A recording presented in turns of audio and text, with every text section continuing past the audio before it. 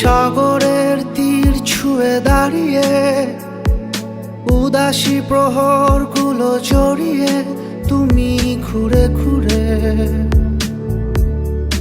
আমার হয়ে হয়তো দূরের চেনা আকাশে রঙিন স্বপ্ন বোনা বাতাসে আমায় ডেকেছিলে খুব নীরবে।